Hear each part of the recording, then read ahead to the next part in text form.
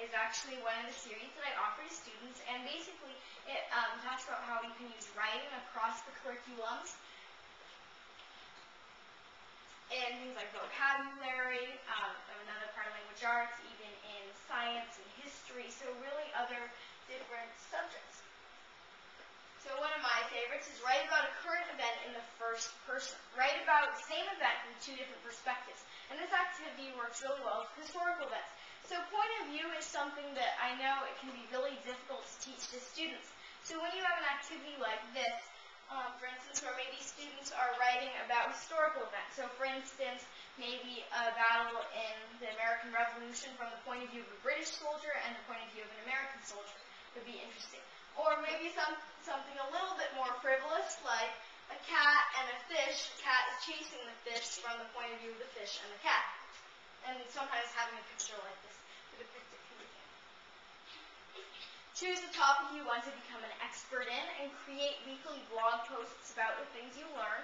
I actually did this for my own blog. I became an expert on ancient China, or somewhat of an expert anyway, and I would do research online and in books, and then I would collect the information and write a blog post about it, post on there. And then this is a good experience for both the student and the rest of the class, because when a student is doing research about a topic they're interested in and posting it, it makes them probably more happy about doing research and about doing writing if it's something they're interested in. And also for the rest of the class, being able to read that is informational and educational.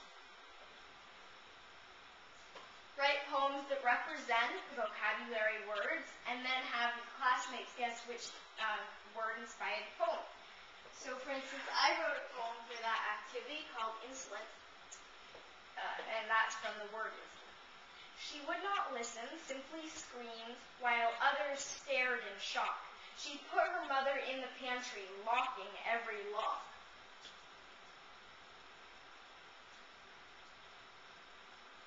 She did not do her sums at all. She made fun of her aunts. Whenever asked to do something, her favorite word was can't. She would have continued if she hadn't packed her trunk and set sail on a caravel, which promptly sunk. So that was a brief poem that I wrote for the word insolent, and then my fellow classmates were guessing, what could it be? Impudent, maybe? Impertinent? And then they finally got to insolent. So that is a fun activity, and it goes, it could be done in the poetry unit. It could also be done in conjunction with learning some vocabulary words like that. So when your students are writing poems and learning vocabulary, maybe merging them is a fun thing. Writing to learn inspires me to write more on my own, because writing is really something that involves a lot of practice, and writers hone their skills by writing really, really frequently. And I write pretty much every day, either in blogs or poems or maybe a research paper.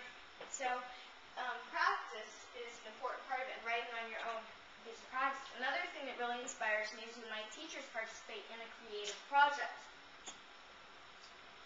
Which brings me to teaching. When you participate, it lets students know that you aren't just expecting them to share, you're willing to share yourself. Before students tackle projects on their own, collaborative group writing is a good way to demonstrate new concepts. After giving a basic definition of the concept, I will demonstrate the concept in a write-along activity. So for instance, let's say I'm teaching about using similes and metaphors. Then instead of saying, well, a simile is this and a metaphor is this, I'll say, well, a simile is this and a metaphor is this. Now let's practice. And then I'll get suggestions from the students as I'm writing up a story to insert similes and metaphors. So, classroom tool number 2. There are many new collaborative writing tools available to the classroom, such as Google Documents and Microsoft Word. Of course, some of these come with complications. For instance, Microsoft Word, you obviously have to have Word on a computer. If you don't already, then that would be something the school has to buy. And then also, Google, you have to have the Google account, and then use of Google Documents by multiple students outside of the classroom requires individual Google accounts, which not everybody will have.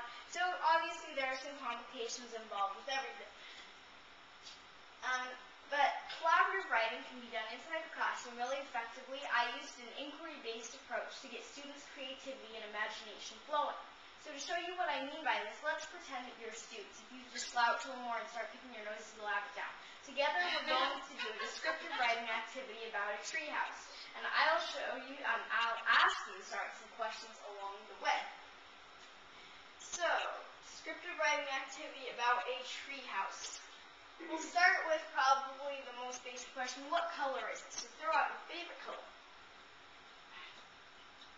She can hear you, so Green. Green. Okay, great. Green, blue. I have some different colors here. Perfect. The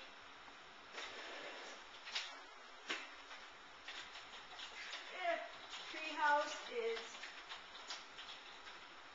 colored in green stripes and blue polka dots. Well, my mind is feeling too lazy to say, what is green and blue mixed end up with. So I just green stripes and blue polka dots, that's good enough. I always do this when students throw out different colors. It usually does. The treehouse is covered in green stripes and blue polka dots. And let's see, we want to describe some other things, maybe windows, doors, some different details of the treehouse. What about the size? How big is it? How big is the treehouse? Maybe we can give a simile to describe how big it is. as big as an elephant. Okay, the house is bigger than an elephant.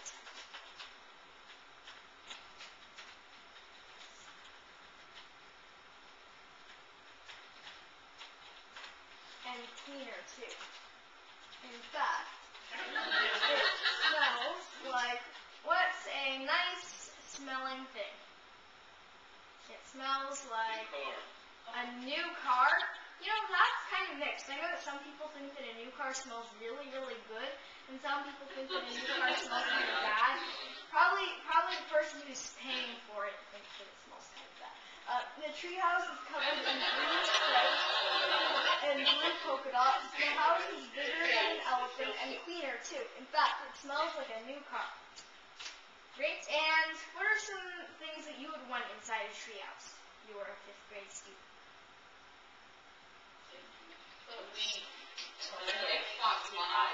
Okay.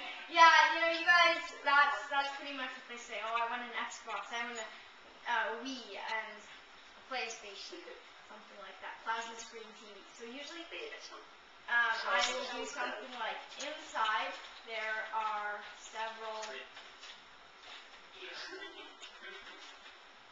video game consoles. I have to say that I can't be brand specific or else I'll be biased. Inside there are several video game consoles and a bookshelf filled with educational books.